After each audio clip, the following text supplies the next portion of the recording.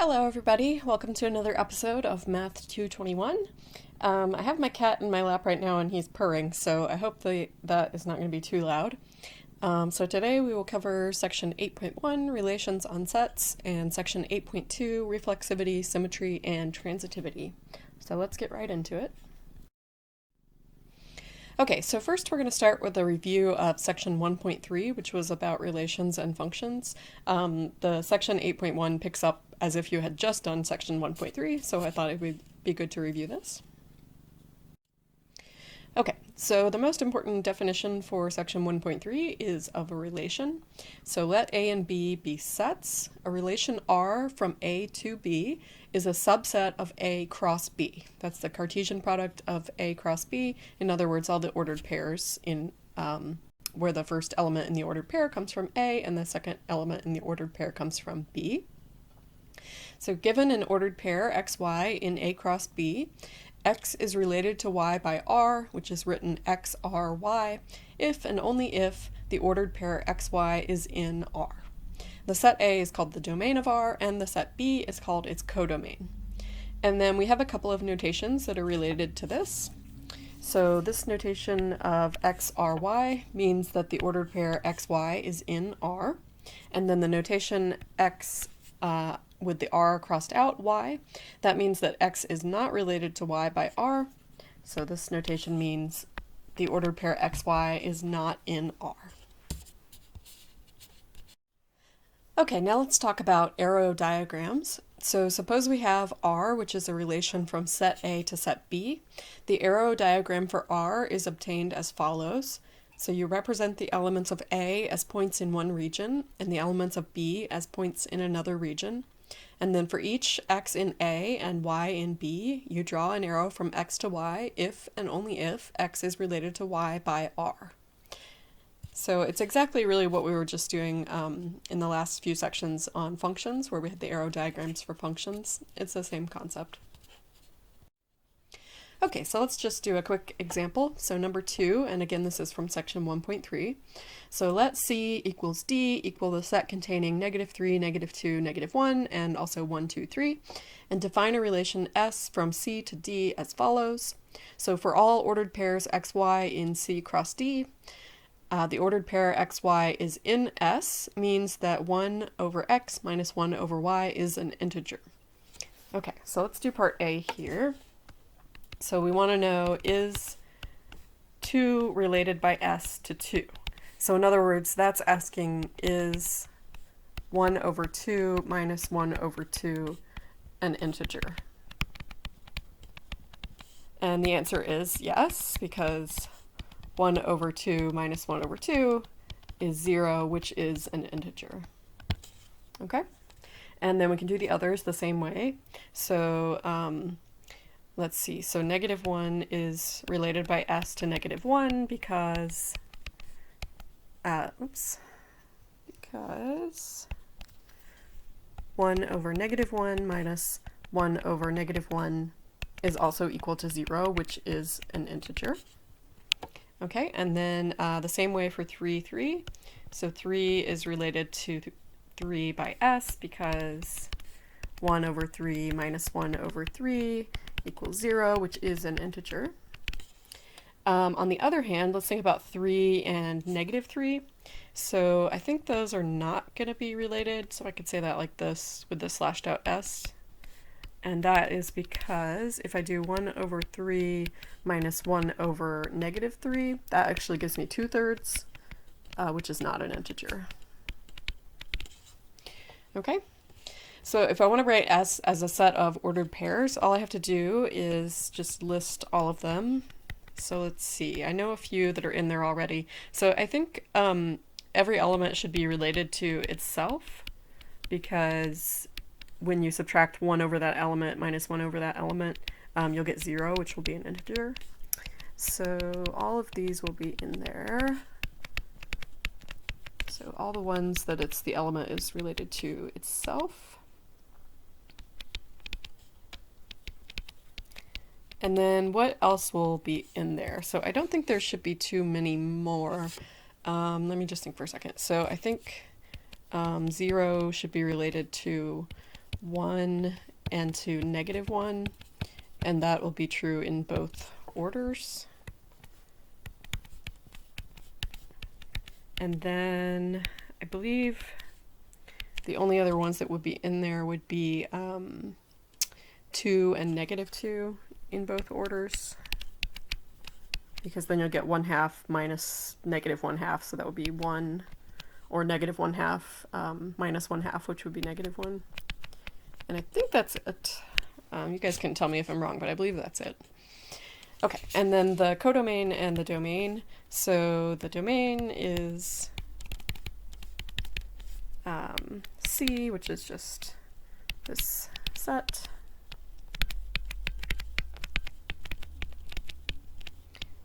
And then the codomain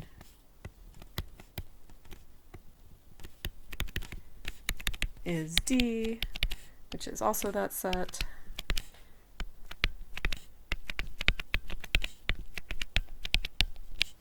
And then let's see if I can squish the arrow diagram in here somewhere. I'm kind of running out of room. Maybe I can do it up here. So D. So this will be, let's see, -3, -2, -1, 0, 1, 2, and 3. And then over here, I have the same thing. So this will be -3. Sorry, this is really sloppy. -2, -1, 0, 1, 2, and 3. Okay, and then I just have to go through all of the ordered pairs that I found in part B and draw an arrow from the first thing in the ordered pair to the second thing in the ordered pair. So as I said in that part, all of them are related to themselves, so I can draw all of these arrows that go straight across. Oops, it's really messy, sorry. Okay, so like this, and then the ones that were other than that were, let's see, 0 is related to both 1 and -1, so like this, and then 1 and -1 are both related to 0, so that'll be like this. Wow, this is so messy. And then 2 and -2 are related to each other in both orders, so, and then like that. Okay, sorry that's so sloppy, but hopefully you got the idea. Okay, so here's a homework problem for you to try. I think this might have even been a homework problem back when we did section 1.3, but go ahead and try it again just to make sure you still understand the idea of relations, and pause the video and then check that solution in the back of the book. Okay, and then the last thing I want to remind you of from section 1.3 is just that functions are in fact relations. So if you have a function f from a set A to a set B, that in fact is a relation where the domain is A and the codomain is B. And it's a particular type of relation that satisfies the following two properties. So for every element x in A, there is an element y in B such that the ordered pair xy is in the function. So in other words, you would say that is like this, f of x equals y. It also means that. And then for all elements x in A and y and z in B, if xy is in f and xz is in f, then y must equal z. So one input can't have two outputs is basically what that's saying. So this is the same as the definition from chapter 7 for functions, but it's just stated a little bit differently. It's stated in terms of relations. Okay, so now let's get into section 8.1, which is relations on sets. So we're just going to go a little deeper on relations in this section. Okay, so a few more things to know about relations. So a more formal way to refer to the kind of relation defined in section 1.3 is to call it a binary relation. So the binary there just refers to the fact that there are two sets that are related to each other, or in other words, that the relation is a subset of the Cartesian product of two sets. So the binary refers to the two sets. We're just going to refer to binary relations as relations, and we'll really only do binary relations.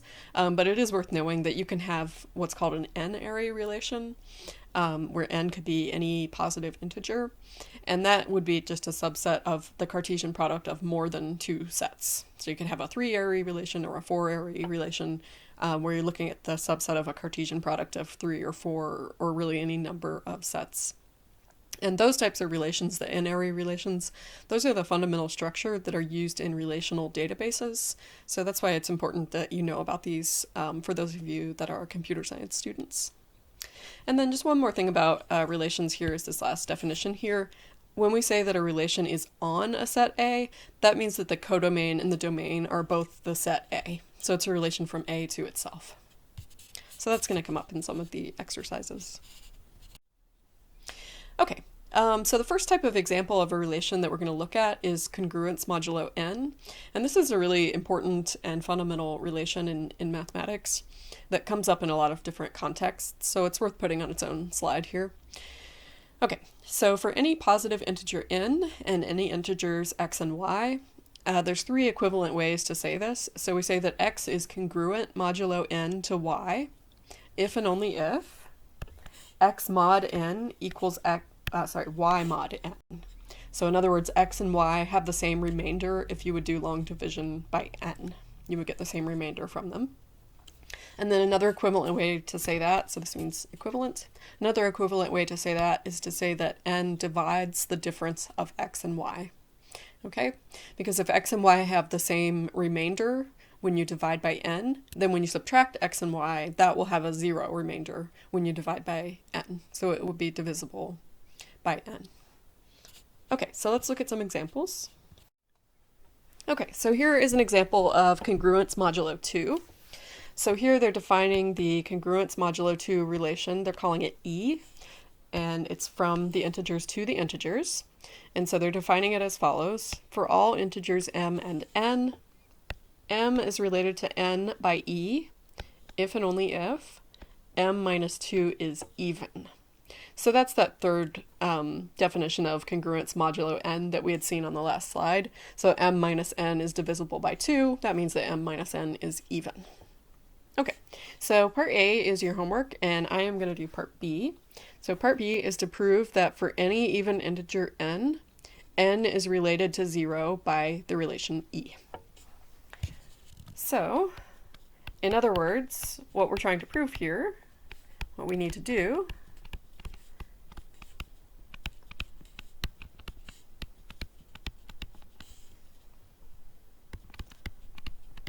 for any even integer n,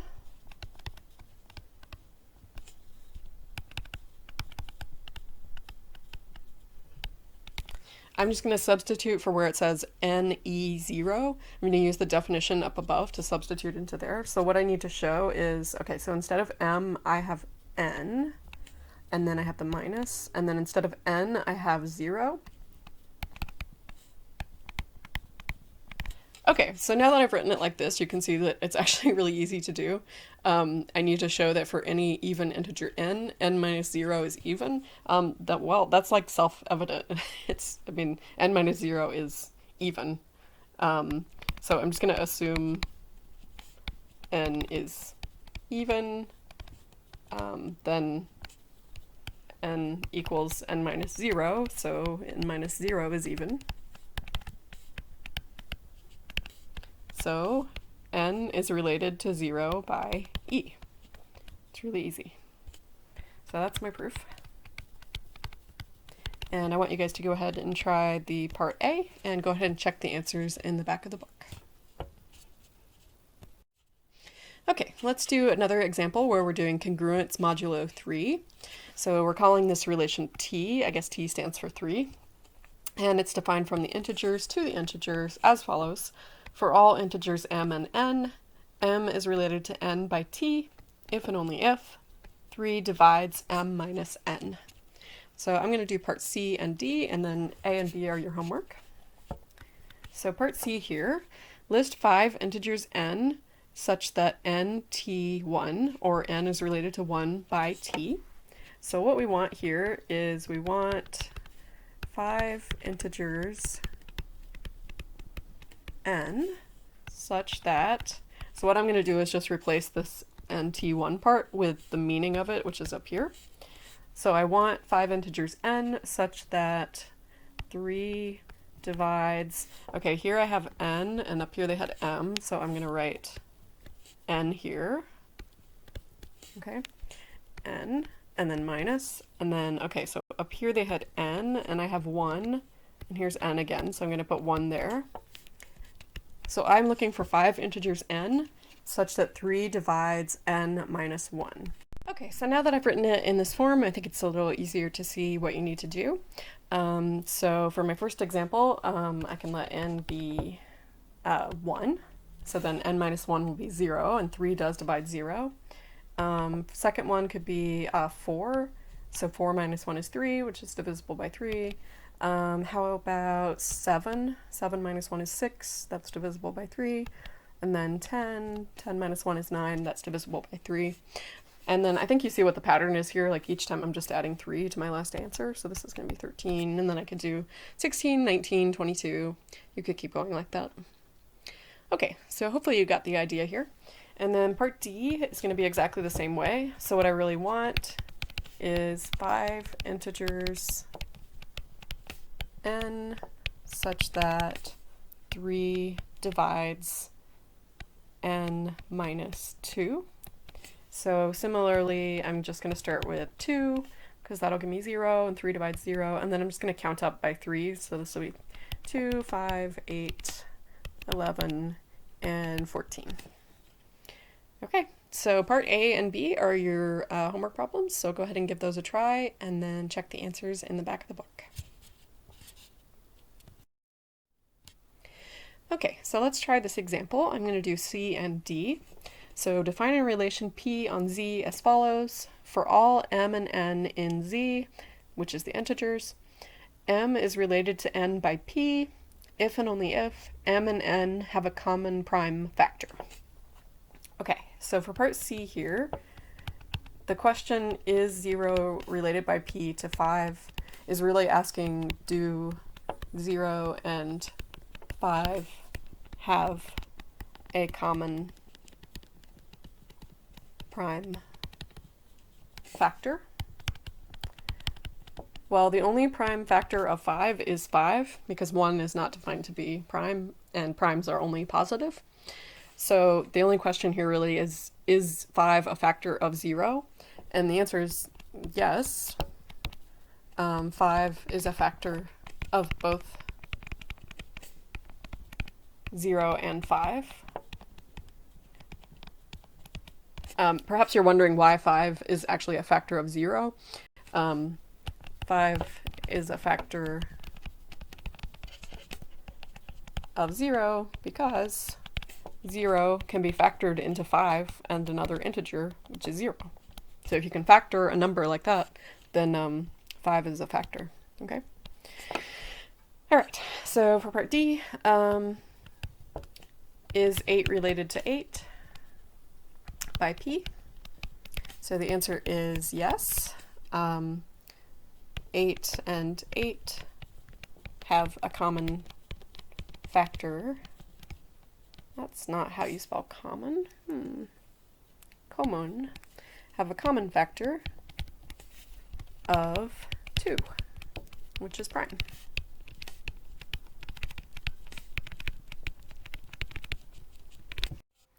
Okay, sorry about that little jump there. I'm having some recording difficulties, but go ahead and pause the video and try A and B, and then check your answers in the back of the book. Okay, everybody, let's look at this next example.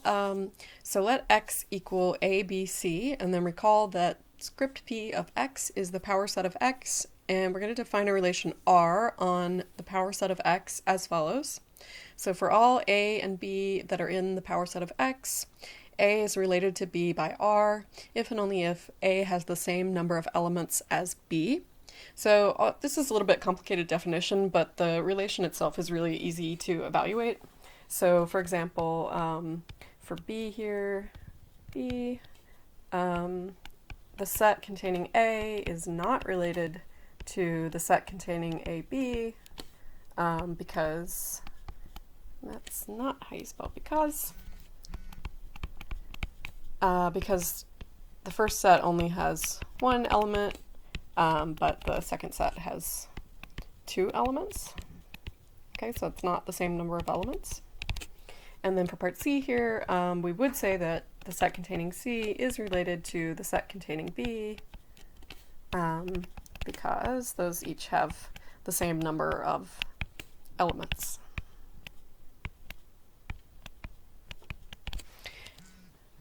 Okay.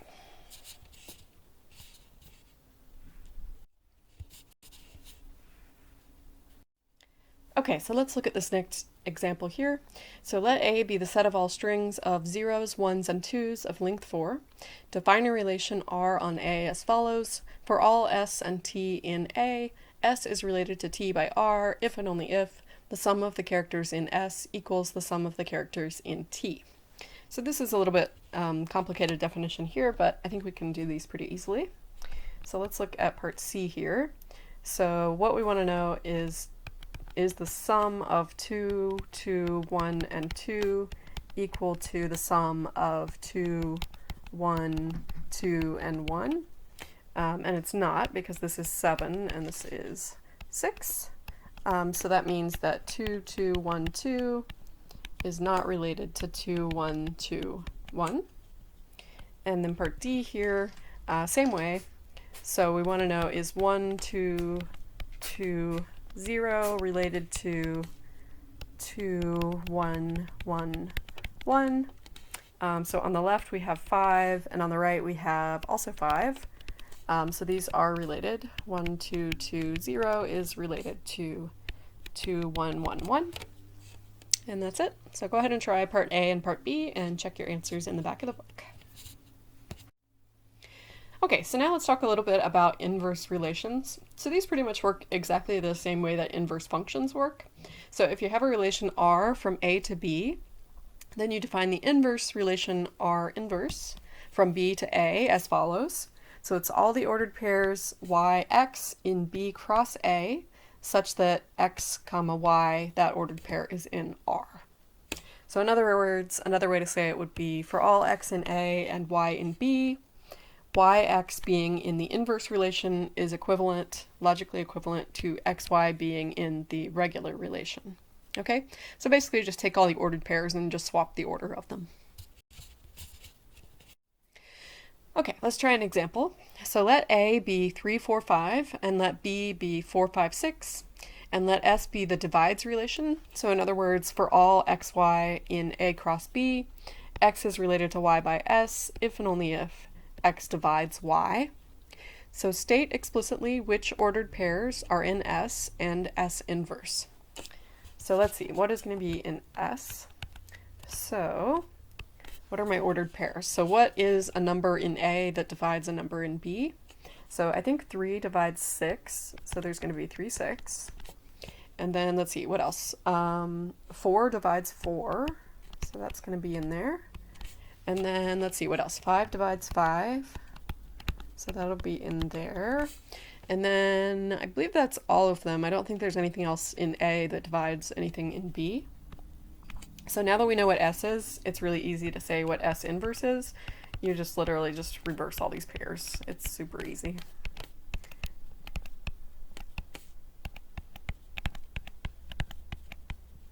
Okay. So here's a homework problem that's similar to that. So go ahead and try this one and see what you get, and check your answer in the back of the book. Okay, so now let's talk about the directed graph of a relation.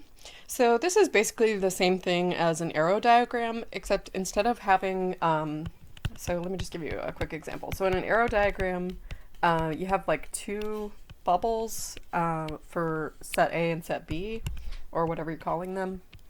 And then you have arrows only going from one to the other.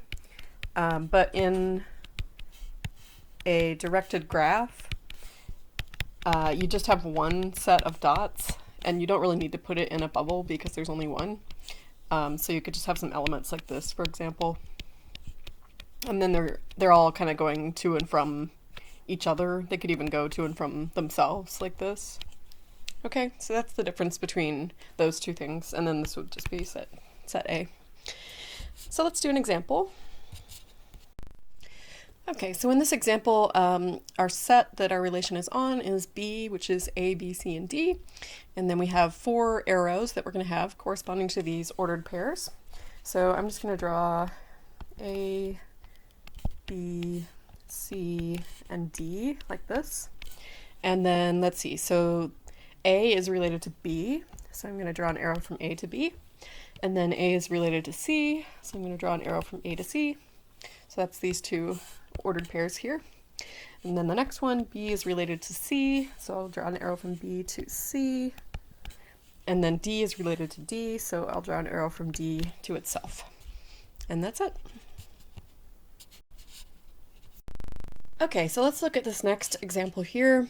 So it's a little bit more complicated than the last one. So we have the set A, which is 2, 3, 4, 5, 6, 7, and 8. So I'm just going to draw those going in a little circle. So 2, 3, 4, 5, 6, 7, and 8. And then we have to figure out which of these elements are related to the others, where x is related to y by t if 3 divides x minus y. So what I'm going to do is I'm just going to start with 2 and try to figure out everything that's related to 2. So is 2 related to 3? 2 minus 3 is -1, so no. Is 2 related to 4? 2 minus 4 equals -2, so no. Is 2 related to 5? Yes, because 2 minus 5 is -3, and that is divisible by 3. So 2 is related to 5. And then the other way around also, 5 is related to 2, like that. Because 5 minus 2 is 3. Is 2 related to 6? No, because that would be -4, which is not divisible by 3. Is 2 related to 7? No. Is 2 related to 8? Yes, so 2 minus 8 is -6, so 2 is related to 8. And then the other way around as well, 8 is related to 2, like this. Okay, and now I'm going to start with 3, and I'm just going to go through all of the numbers and see what 3 is related to. So 3 minus 4 is -1, 3 minus 5 is -2, 3 minus 6 is -3. So 3 is related to 6, and then likewise 6 is also related to 3. Is 3 related to 7? No. Is 3 related to 8? No. And is 3 related to 2? No. Okay. And then let's start with all the ones that have 4 in them. So is 4 related to 2? No. 4 related to 3? No. 4 related to 5? No. 4 related to 6? No. 4 is related to 7, because 4 minus 7 is -3. And also 7 is related to 4, so that goes both ways. Okay, and now all the ones involving 5, let's see. So let me just do these ones in my head. So I think 5 is only going to be related to 2 and 8. And so 5 is related to 8, and 8 is also related to 5, so the arrow goes both ways. Okay, so all the ones involving 6, I think the only one involving 6 is 3, and that's up there. All the ones involving 7, I think there's only 4, and then all the ones involving 8 should be only 2 and 5, which are up there. Okay, so that's the whole thing. And oops, you know what? I did actually forget that all of these are related to themselves, because if I do like 3 minus 3, for example, I get 0, which is divisible by 3. And the same for all of these. So I'm going to need a little arrow for each of these to go to itself, because all of these are related to themselves.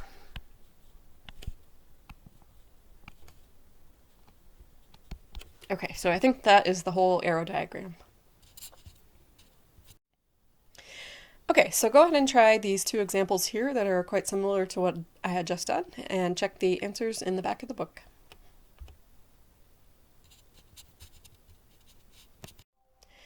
Okay, so the last thing I want to go over in this section is n-ary relations. So given sets a1, a2, ... up through an n-ary relation R on this Cartesian product, a1 cross a2 cross ... up through an, is just simply a subset of that Cartesian product. And then the special cases of 2-ary, 3-ary, and 4-ary relations have their own names. Those are called binary, ternary, and quaternary relations, respectively. So let me just give you a quick example. So let's say, for example, the relation R on the integers cross the integers cross the integers, given by, let's give it a formula. Let's say that I, j, k is in the relation if and only if I plus j plus k equals 0. Okay, so that could be a ternary relation. And then let me just give you an example of something that would be in that relation. So then, for example, -2, 2, comma 0 would be in the relation. Not sure why this disappeared. And let me see, what else would be in the relation? So like 1, and then -2, and then 3 would also be in the relation, for example. So that would be a ternary relation. Okay, so let's go on and talk about section 8.2, which is on the topics of reflexivity, symmetry, and transitivity. So first of all, we have the definitions of the properties reflexive, symmetric, and transitive, and these are properties that a relation can have. So let R be a relation on the set A, and let's talk about reflexive first. So we say that R is reflexive if and only if, for all x in A, x is related to x by R. So another way to say it would be to say R is reflexive if and only if, for all x in A, the ordered pair x comma x is in the relation. So that's just using the ordered pair notation. And then if you want to say it in just plain English, it means that every element is related to itself. So that's reflexive. And then the second one is symmetric. So we say that R is symmetric if and only if, for all x, y in A, if x is related to y, then y is related to x. And if you want to say that in ordered pair notation down here, R is symmetric if and only if, for all x and y in A, if the ordered pair xy is in the relation, then the ordered pair yx is in the relation.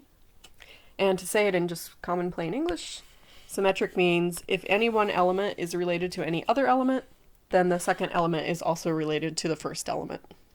So you get the ordered pair or you get the relation in both orders.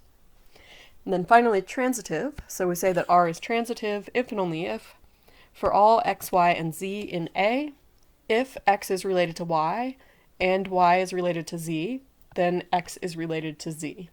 So that last one, the x is related to z, it's kind of like the shortcut relationship. So if you think of those arrow diagrams, you have an arrow from x to y, and then you have an arrow from y to z. That means there also has to be an arrow from x to z that shortcuts those other two arrows. So another way to say it is R is transitive if and only if, for all x, y, and z in A, if xy, the ordered pair xy is in the relation, and the ordered pair yz is in the relation, then the ordered pair xz is also in the relation. And then if you want to say it in plain English, transitive means if any one element is related to a second, and that second element is related to a third, then the first element is related to the third. So that's transitive. Okay, so let's go over another related concept. So the related concept is negations. So what does it mean to be not reflexive, not symmetric, or not transitive? And how would you show those things? So for R to not be reflexive, that means there is an element x in A such that x is not related to itself. Or if you want to put it in ordered pair notation, that would mean that the ordered pair xx is not in the relation. For a relation to be not symmetric means there are elements x and y in A such that x is related to y, but y is not related to x. Or to say it another way, the ordered pair xy is in the relation, but the opposite ordered pair yx is not in the relation. So if you want to show that R is not symmetric, you just have to find x and y that are like that. And finally, to not be transitive means there are elements x, y, and z in A such that x is related to y and y is related to z, but x is not related to z. Or to say it in terms of ordered pairs, xy is in the relation, yz is in the relation, but xz is not in the relation. So these are the counterexamples that you would need to find if you wanted to show that a relation did not have one of these properties. Okay, let's do some examples. So we have parts A through D for these problems, and the set that we're looking at that the relation is on is A equals 0, 1, 2, 3. And then part A, we're going to draw the directed graph. Part B, determine whether the relation is reflexive. Part C, determine whether the relation is symmetric. And part D, determine whether the relation is transitive. And if it does not have any of those properties, then we must find a counterexample. Okay, so let's do part A over here, draw the directed graph. So there's only 4 elements. So there's 0, 1, 2, and 3. So I'm just going to draw an arrow for each ordered pair. So I have 0, 0, so I draw the arrow from 0 to 0. I have 0, 1, so arrow from 0 to 1. 1, 1, 1 to 1. 1, 2, so like that. 2, 2, and then finally 2, 3. Okay, so that's the relation. And then for part B, determine whether the relation is reflexive. So if it was reflexive, then I would need to have a little loop going from each element to itself, but I don't, because 3 does not go to itself. 3 is not related to itself. So no, because 3, 3 is not in the relation. Or to say it another way, 3 is not related to 3 by R2. Okay, part C, determine whether the relation is symmetric. So if it were symmetric, every single one of these arrows would be a double head arrow. It would go both directions, but they're not, so it is not symmetric. So no, because, so just for a counterexample, 2 is related to 3, but 3 is not related to 2. Okay? And there's other counterexamples as well. And then D is the relation transitive. So if it were transitive, then that would mean every time you had an arrow that started somewhere like this one, and then it went somewhere else like this one, so from 1 to 2 and then from 2 to 3, you would need the arrow that shortcuts that. So you would need an arrow that would go like this, from 1 to 3. So you need that little dotted one there for transitivity. So I'm going to use that as my counterexample. So no, because, I'm just abbreviating because with BC. 1 is related to 2, and 2 is related to 3, but 1 is not related to 3. Okay? Okay, so let's do another example. I'm going to do number 4, and it's the same directions. So I'll start by just drawing the arrow diagram, and it's the same elements as before. Okay, so 1 is related to 2, so I put an arrow here, and 2 is related to 1, so I can put the arrow going the other way as well. And then 1 is related to 3, and 3 is related to 1, so that arrow goes both ways as well. Okay, and now part B, determine whether the relation is reflexive. So this was part A. Okay, it is not reflexive. Actually, none of the elements in A are related to themselves. So for example, 0 is not related to 0. I'll just use that as my counterexample. I could have used any of them for that counterexample there. Part C, is this relation symmetric? So actually, yes, all of the arrows that I have are double-sided arrows. So that is true. And then part D, determine whether the relation is transitive. So no, it is not transitive because I don't have any shortcut arrows. So for example, let me use this for my counterexample. 2 is related to 1. So there's an arrow from 2 to 1. And 1 is related to 3. There's an arrow from 1 to 3. But 2 is not related to 3. Okay, so there's no arrow from 2 to 3. Okay. Okay, let's do this example here. So it's the same 4 elements. So I have 0, 1, 2, and 3, and then 0 is related to 0, 0 is related to 1, 0 is related to 2, and 1 is related to 2. So that was part A. And then for part B, determine whether the relation is reflexive.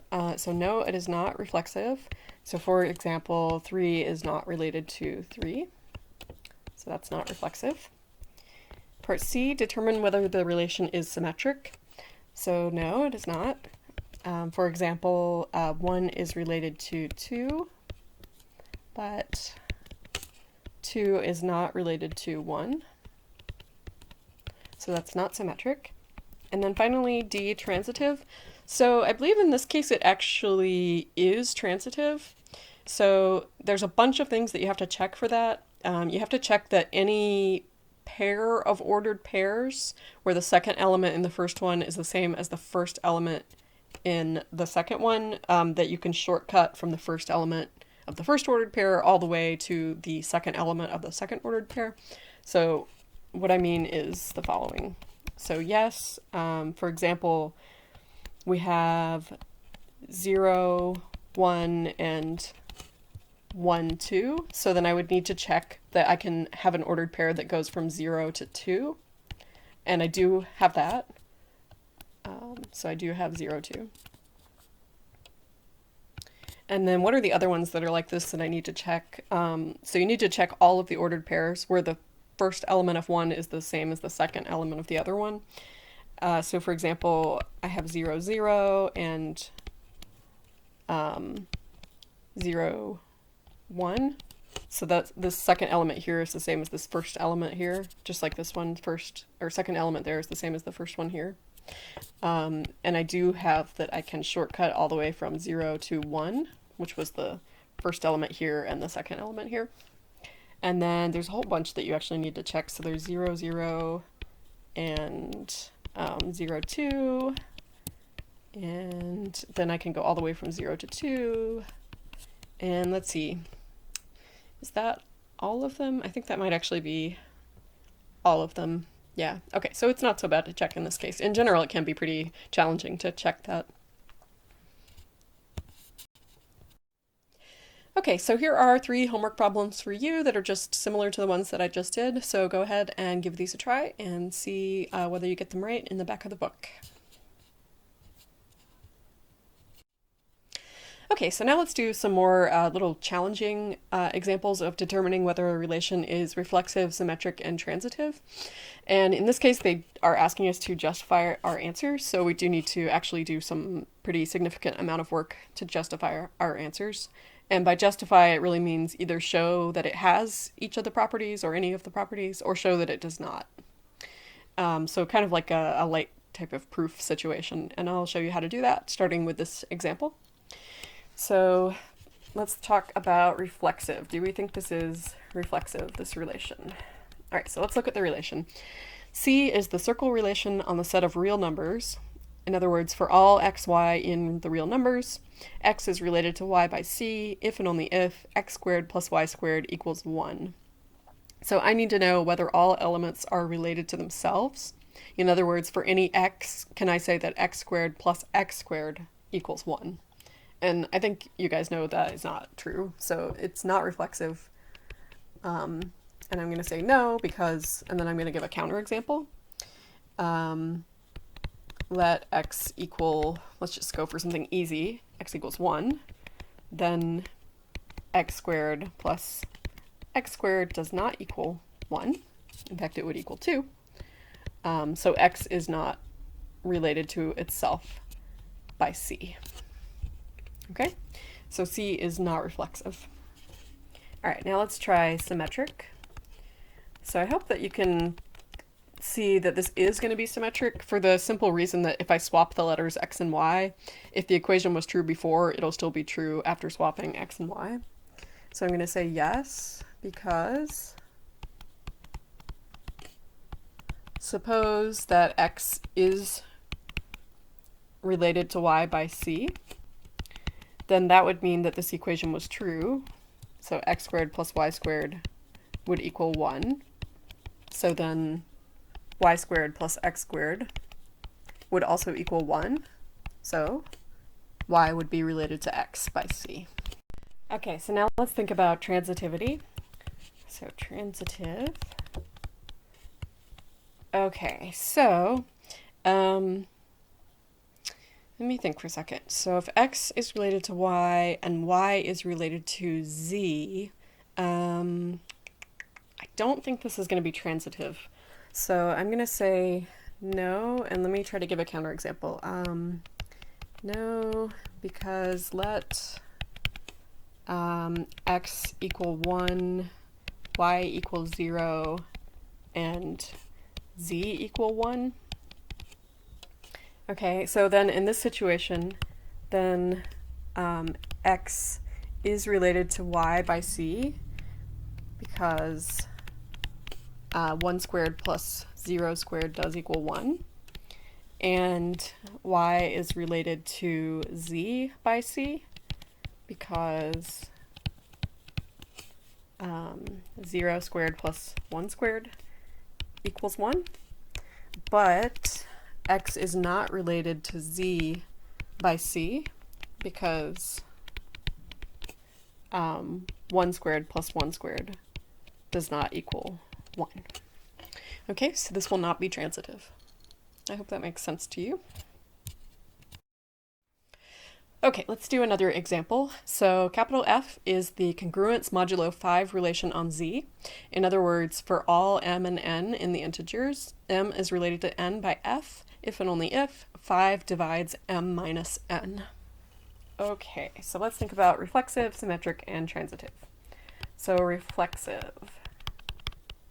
So is every element related to itself? In other words, for any integer m, is m related to itself? Does m minus m, is that divisible by 5? And the answer is yes, it is. So for any m in z, so I'm just using one of the letters, 5 does divide m minus m, because 5 divides 0. So m will be related to m by this capital F relation. Okay, let's talk about symmetric. So I think if m is related to n, then yes, I think we can swap the order of n and m. So if m minus n is divisible by 5, then n minus m should be divisible by 5 as well. So let me just do a quick little proof of that. So yes, suppose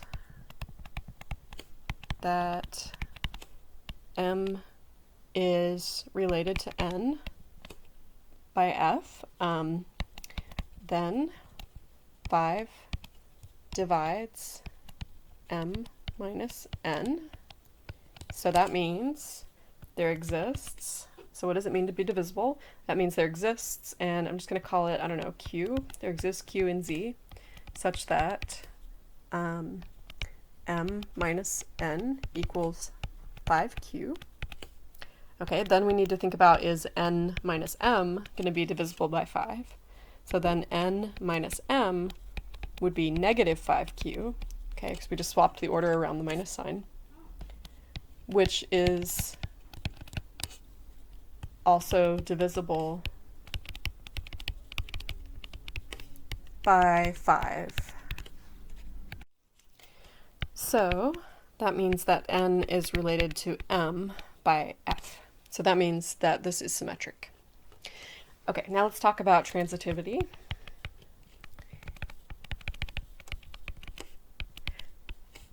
So I believe this one will be transitive, although that's perhaps a bit hard to see, but I'll show you why it is transitive. So yes, suppose that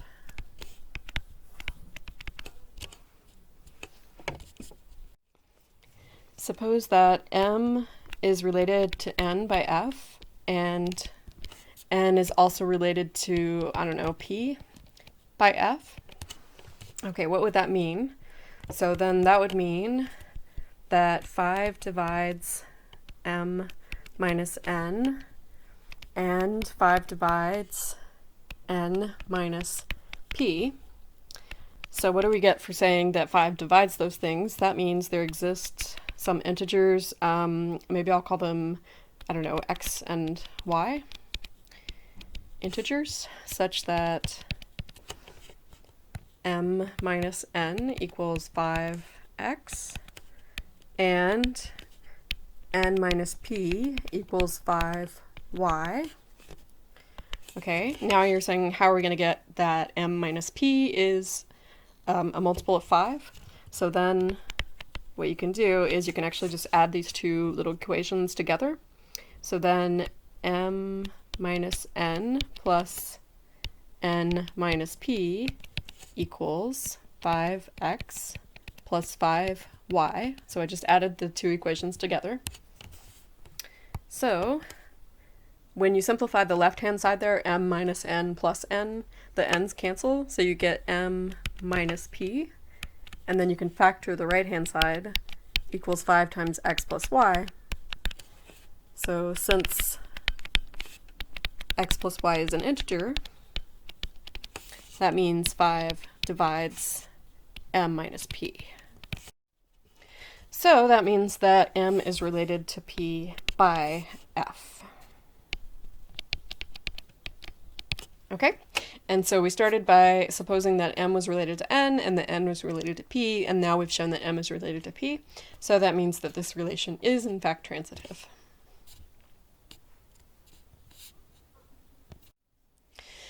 Okay, let's try another example. So in this one, we have a relation I on the real numbers as follows. For all real numbers x and y, x is related by I to y, if and only if x minus y is irrational. So this is kind of an interesting relation. So let's see. Symmetric. Oops, I started with the wrong one, didn't I? Okay, reflexive. So reflexive. So is every real number related to itself? So I hope you can see that the answer is going to be no, because if I plug in the same number for both x and y, I'm going to get 0, which is rational. So no, and I have to give a counterexample. So because, for example, 0 is not related to itself by I, because 0 minus 0 is rational, not irrational. Okay, so now symmetric.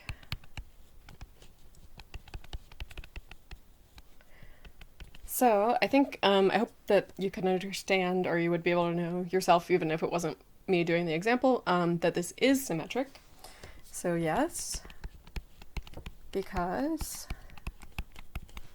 suppose that x is related by I to y. Okay, then that means x minus y is irrational.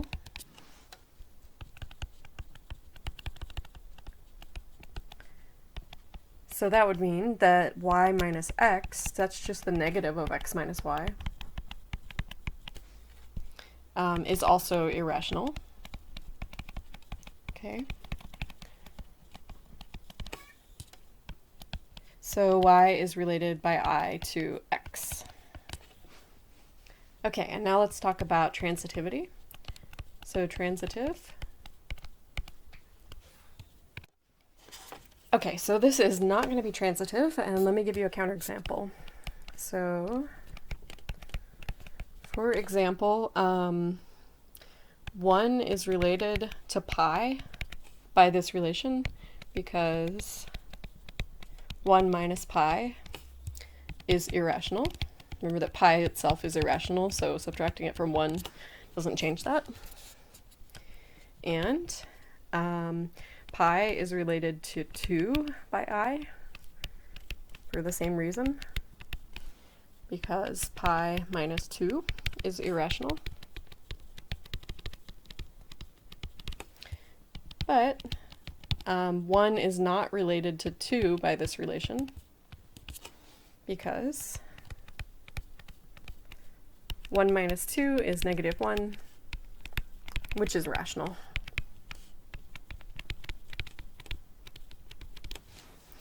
Okay. Okay, so let's do another example, number 21. So let x equal ABC, and let p of x, or script p of x, be the power set of x. A relation L is defined on the power set of x as follows. So for all sets A and B, which are in the power set of x, A is related by L to B if and only if the number of elements in A is less than the number of elements in B. Okay, so let's do the first part. Oh, why am I trying to start with symmetric again? Okay, so let's start with reflexive. Okay, so I hope you can see that because this is defined in terms of the words less than, that it is not going to be reflexive. So no. For example, so what would be an element that would be in the power set of X? So the set containing A and B is in the power set of X, but AB is not related by L to AB because the number of elements in AB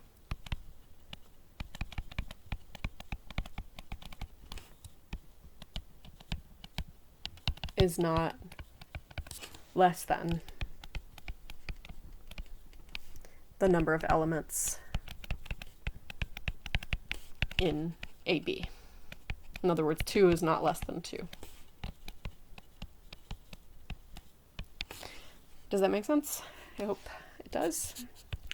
Okay, so symmetric. So this is also going to be another no. So for example, let's see, the element of the set of just A is related by this relation to AB, because the number of elements in the set containing A is less than the number of elements in the set containing AB. But it doesn't go the other way around. So the set containing AB is not related by L to the set containing A. Okay, so 1 is less than 2, but 2 is not less than 1. And then finally, transitive. I think it will have this one. So yes, suppose that A is related by L to B, and B is related by L to C, then the number of elements in A is less than in B, and the number in B is less than in C, so the number in A is less than in C, so A is related by L to C. Okay, so this one will be transitive. Okay, this is the last example I'm going to do. So number 32, let A be the set of all lines in the plane. A relation R is defined on A as follows. So for all L1 and L2 in A, L1 is related by R to L2 if and only if L1 is parallel to L2. And you can assume that every line is parallel to itself. Well, that's nice because they've already told us it's reflexive. So this right here means that R is reflexive. They just gave that to us. Okay, so I will start with symmetric then. Okay, so this will be symmetric. So suppose a line L1 is parallel, that's not how you spell parallel to L2, then L2 is also parallel to L1. That's just how parallel lines work. Okay, so it is symmetric. And then transitive, I think it should be transitive as well. If L1 is parallel to L2 and L2 is parallel to L3, then L1 will be parallel to L3. So if L1 is parallel Sorry about those bumping noises. My cat is playing in the bathtub. L2 and L2 is parallel to L3, then L1 is parallel to L3. Okay. All right, so here are your homework problems, and I think that the quiz will probably be similar to these, so go ahead and give these a try and check the answers in the back of the textbook. And that's it for the video today, so I hope y'all are staying safe and healthy, and if you need any help with anything, especially the quizzes, please just give me an email. We can set up a video chat, or we can just email. And yeah, thanks for watching.